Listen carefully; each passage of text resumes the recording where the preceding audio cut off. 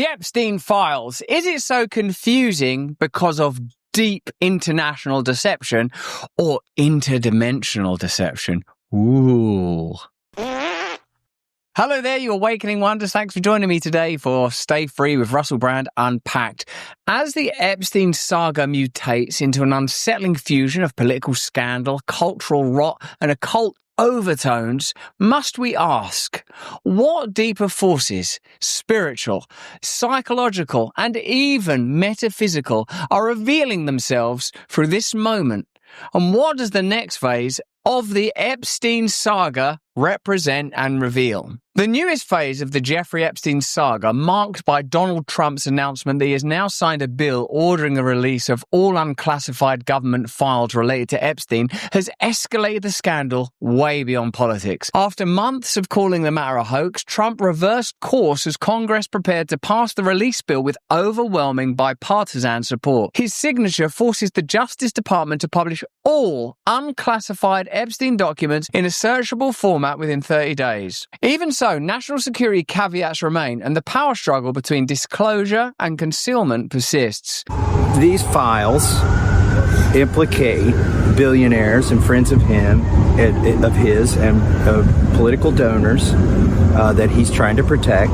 And Epstein also had close ties to our own intelligence agencies and Israel's intelligence agencies. That's why there's so much effort in trying to stop this. And I do believe they'll try to stop it somewhere else. And that's going to backfire on them too. It's brilliant, isn't it? This plainly is a window into real power. It plainly is a portal that allows us to momentarily glimpse at how real power operates. That it's not just ballot boxes and campaigning and rosettes and pendants and brass bands. Power is dark and deceptive and hidden. Power is radiant and bright, incredible and beautiful.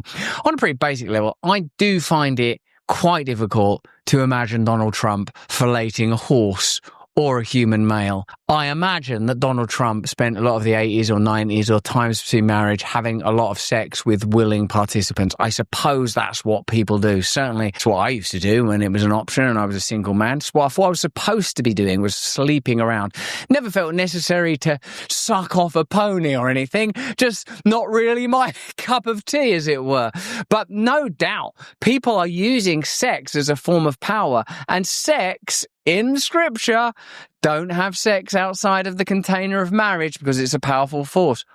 Almost like if you do what you're told, life will be easier. But to see Epstein and this peculiar peeling portal purely as a political scandal is to miss its deeper cultural and spiritual dimensions. Daniel Pinchbeck, in his Substack essay, The Eighth Sphere, draws on Rudolf Steiner and contemporary esoteric teacher Gigi Young to argue that modern crises increasingly reflect the activity of invisible forces shaping consciousness. Pinchbeck quotes Steiner's warning that just as physical air surrounds us, so too does the spiritual. We have to look for the spiritual within what is actually physical in our environment. The Epstein system, its trafficking networks, its hidden patrons, its strange blend of sex, secrecy, money and influence can be seen as exactly this, a material manifestation of occult forces feeding on human degradation. Well, Mark, we can see the photo being shared on Reddit and TikTok, amongst others. Here it is on TikTok, and it claims to show Donald Trump groping then-President Bill Clinton. It's gone viral after the US House Oversight Committee released a trove of Jeffrey Epstein's emails last week, including emails pertaining to Trump. And this photo is being shared alongside those rumors. So let's look at one claim at a time. The photo is, in fact, a real photo of the two. Dear old Emerald there, grappling with the cutting edge of technology. Like, okay, if we can just move this here. Sort of scrabbling about in Minority Report in a constant war with too many windows left open in that weird honeycomb of scandalous news. Look, I reckon Bill Clinton and Trump are womanizers. And I say that as a former womanizer myself that would take advantage of sexual opportunity and probably wouldn't require coercion because of the amount of availability. I don't know whether things get pretty depraved when you get ridiculous access when you're in the upper echelons of power, or if part of this whole Epstein deal is people doing crazy drugs and getting put in positions that are plainly in the edgelands. Who knows, man, what people are capable of. But if this does involve, as Pinchbeck speculates, interdimensional entities, then who knows what people get up to. But what I would say is much of the Old Testament seems to be dedicated to God's outrage that people in positions of power are sacrificing babies, are sexually licentious, interdimensional beings have to go down to, for example, Sodom and say, would you mind not dragging people out into the public squares? Like, the Bible dedicates a lot of time to sexual impropriety, and that seems pretty relevant now, doesn't it? Let me know if you agree in the comments and chat. And we know from the Wikimedia that it was taken in 2000 at the US Open by photographer William Vasta. He was the White House photographer at the time. So fact checkers at Snopes got in touch with him about the photo, and he told them that he didn't see any inappropriate contact. Trump was simply signaling to others in the room to gather for a group photo that included him, his guests, and Clinton. What you're seeing in the still photo is just an outtake between handshakes and gestures. So who knows what that was? It turns out they were just at a golf tournament. Hey, I can tell you of two quite high-profile people that grabbed my crotch in a kind of playful way, and I didn't like it, as a matter of fact. Two. Want me to name them? Let me know in the comments and the chat. It was out of order, but it's also just, I think, forgive the pun, horseplay. In Steiner's cosmology, the eighth sphere is a false parasitic dimension woven from distorted thoughts, unprocessed shadows, and spiritual corruption. Jung, not Carl Jung, that's G.G. Jung, describes it as a false cosmos, a complete inversion and mockery of our world, and adds that only when we feel terrified and like the world is ending will we ever accept the religion of the eighth sphere. This idea echoes the collective emotional climate surrounding Epstein: fear, fascination, disgust, denial, fantasy, and dread.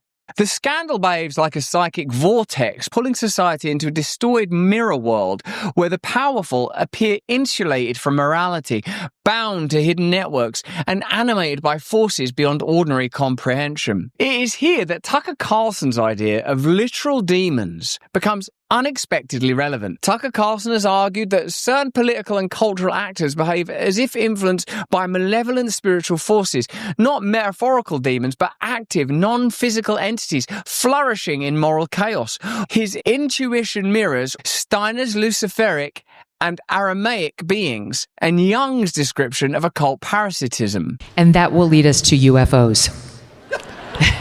All right. Now, I know you're into this topic. What we're seeing, these phenomena are spiritual phenomena. They've been here forever. There's a lot of evidence of that in the written record going back thousands of years. They're angels and demons, of course.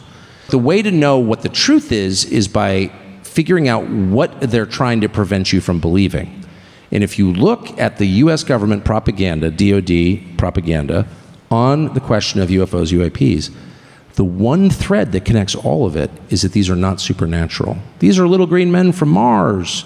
They're weather phenomenon. They're experimental aircraft.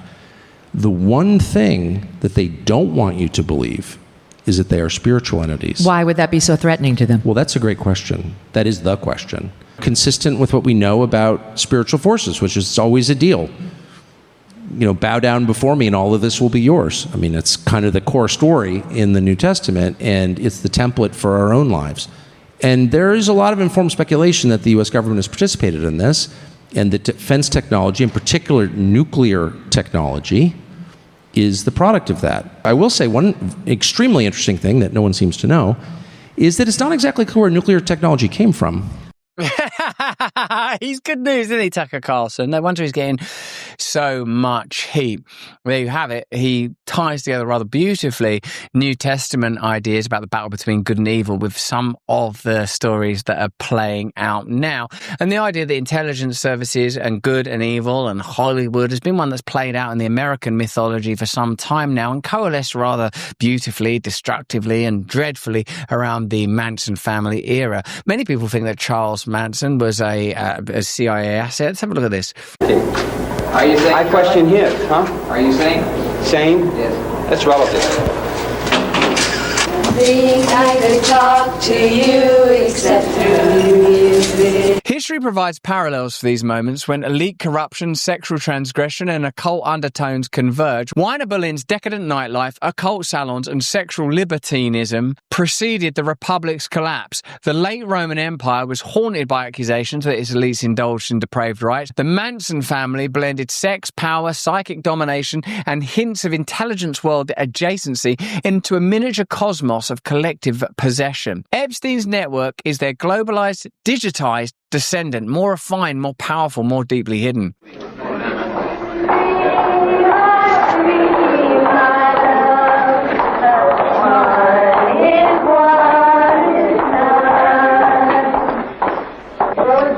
ride a horse. Go ride a horse. Feelings towards everything. I feel no bad. I know no bad. Open them. I'm not against you, huh? Are you bitter? Bitter? No.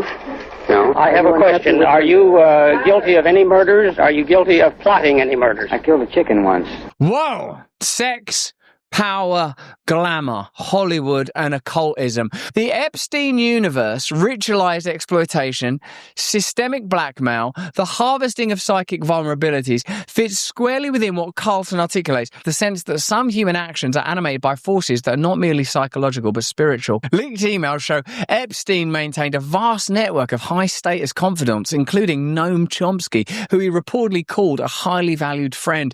Meanwhile, the internet circulates surreal rumors that Vladimir Putin possesses a photo of Trump blowing Bubba, sparking speculation about whether Bubba is Ghislaine Maxwell's horse. I remember when they were satisfied with a sugar cube or a carrot. Or that Candace Owens believes Israel is blackmailing Trump with Epstein-era emails. Whether true or not, these rumors operate like symptoms of the collective subconscious, serving in occult terms as symbolic eruptions from the astral plane. Candace Owens, my sister Christian, and fellow pundit in the outer edges of online spaces, has been making some exceptional, extraordinary, and bold claims that perhaps require additional corroboration, and I pray for her safety and I pray for peace for everyone. Here she appears to entertain the Trump-Bubba paradox. Can you imagine? Just the way he acts, I just can't imagine he'd be into that. Number 5, national security concerns, okay? The discharge. Because it's all sexual and disgusting and puerile and revolting, even the word discharge now carries an additional burden. Suddenly I see myself in a barnyard with Bubba grinning at me saying, "Hey, them sugar cubes and carrots ain't gonna cut it no more. Now it's time for me to ride you. Get on your knees, boy." What a world we're living in where even these conversations are taking place. I mean, this escalated so quickly, didn't it? Do you see now that nothing short of a life of fidelity, spiritual fidelity, will solve the problem we're in now? If we remain devoted to worldliness, we're just going to be shoved around on this checkerboard like priapic ponies. Requires the Attorney General to release within 30 days, quote, classified information to the maximum extent possible. This ignores the principle that declassification should always rest, and always has rested, with the agency that originated the intelligence. Why? So that they can protect their critical sources and methods. We can't put Mossad at risk. Like, what an extraordinary time we're living in. When, in the COVID crisis, then Prime Minister of the UK, Boris Johnson, was confronted with the idea that at the height of COVID, when all of us were locked in our homes and not visiting grandmas and not seeing babies be born, you know, to protect one another and all that, and take that vaccine, even though it doesn't impact transmission, we want you to take that. And if you don't, you're a bad person, you're not thinking of others. All sorts of weird gaslight in moral quandaries. Boris Johnson and the Conservative government were attending parties, and when he was confronted with that fact, Boris Johnson first of all said, I didn't know there were any parties, then said, I did know there were parties, but I wasn't at them, then said, I was at the parties, but I didn't know they were parties while I was at them. That ridiculous deterioration, that degeneration of reason, we're going to see again and again, as new media means that old power is confronted with sets of facts that it ain't equipped to deal with, because everyone's got a camera, everyone's got a phone, no one can suppress information. The Epstein file, whether you're left or right or black or white or whatever you are, it really helps you understand why Barack Obama took the position he did at Stanford University. You just have to flood a country's public square with enough raw sewage. You just have to raise enough questions, spread enough dirt, plant enough conspiracy theorizing that citizens no longer know what to believe. Even if you yourself are able to take the chaff from the wheat and know the conspiracy theories from the conspiracy facts, not everyone does. That's why we need these categories of misinformation. That's why we, the government, need the ability to censor. Of course they do, because otherwise there's just a deluge of information, much of which is going to be ridiculous and fantastical. And the Epstein files are a perfect example of that. Who knows whether or not the more ridiculous or extreme claims are true? And in a way, actually, I would say don't get distracted by that. Even though the Epstein files are to some degree about sex and sexual exploitation, and I sometimes forget there are real victims in the middle of this, real women and alarmingly girls that have been abused and as a result of this story and ought to be the center of this story. The true center in terms of why is it happening, why did it happen, is power, so that powerful people can be compromised and controlled. Why are they being compromised and controlled? So that some kind of mysterious, difficult to detect, centralized entity can exert its will. Now, some people will say that that's Israel. Some will say it's deep state power within the US. Others will say it's forms of global imperialism. And some will say, as the essay by Daniel Pinchbeck illustrated, that it's a darker power even than that. Again, I'm a Christian, so I believe it's pure, flat-out evil, capturing and exploiting human institutions in order to pursue its end, the capture and destruction of human souls. That's what I think. Let me know what you think in the comments and chat. Steiner warned that Luciferic forces amplify glamour and fantasy. Aramaic forces enforce mechanization and secrecy. Asuric forces aim to dissolve individuality itself. Epstein's ecosystem contained all three: the glamour of celebrity and access, Luciferic; the technocratic intelligence-adjacent machinery of secrecy, Ahrimanic; the annihilation of the victim's I, reducing human beings to instruments, Asuric. Pinchbeck writes that when human thinking, feeling and willing are pulled into such a construct, we lose the capacity to encounter death, nature and the soul as free beings.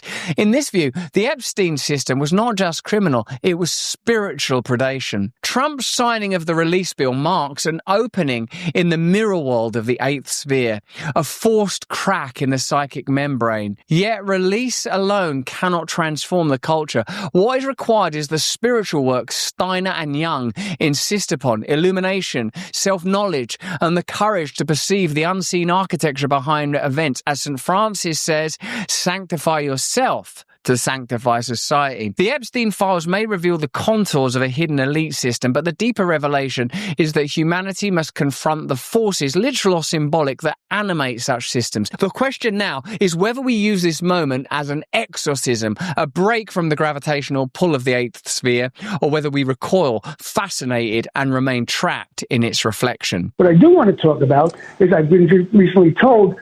Gosh, imagine being Jeffrey Epstein's brother, like some kid you grew up with and went to school with and slept in the bunk above, being the centre of such an extraordinary story. Let me know in the comments and chat whether you think he's really alive. Did he even ever exist? I mean, what is Epstein now? He's a synecdoche for global corruption and the way that sexual blackmail is used to leverage power against the apparently most powerful forces in the world. The reason they're going to be releasing these things, and the reason for the flip, is that they're sanitizing these files. There's a facility in Winchester, Virginia, where they're scrubbing the files to take Republican names out of it. Even when you see footage of Elon Musk eating with Albert Bourla at some black tie event, doesn't it seem to you that the game can't just be about power and money? Doesn't it feel to you that it's about more than that? We are living in a peculiar vortex. This is a moment where time itself appears to be speeding up. The paradigm cannot contain anymore the amount of power that's rushing through it. The serpent coils and turns and eats its own tail.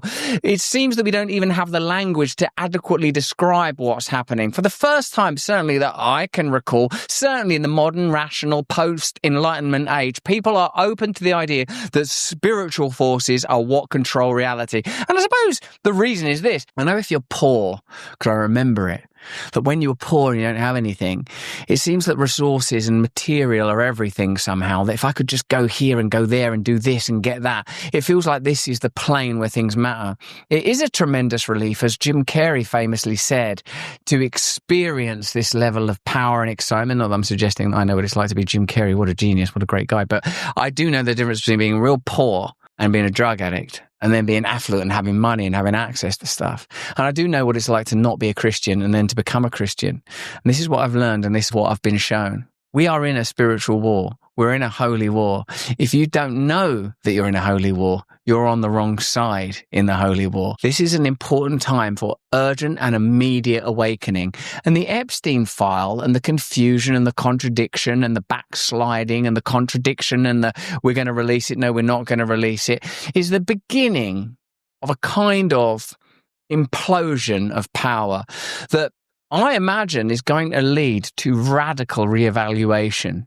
Either that reevaluation will be the assertion of centralized power in a way that we've never seen before, or something approaching bliss, something approaching a return to what we were designed for and what we were made for. But that's just what I think. Let me know what you think in the comments and the chat. Remember, we make these unpacked 3 times a week. You can see them first on Rumble. Support me on Rumble Prime. And if you haven't yet taken the opportunity to win this glorious Jeep, then enter now. For every $1 you spend, you get 25 entries. Click the link in the description. You could be driving around in a Jeep. Then all your problems would be solved. In the meantime, if you can, stay free. Thanks for watching the video. Have a look at this one over here, or join us Monday, Wednesday, and Friday on Rumble.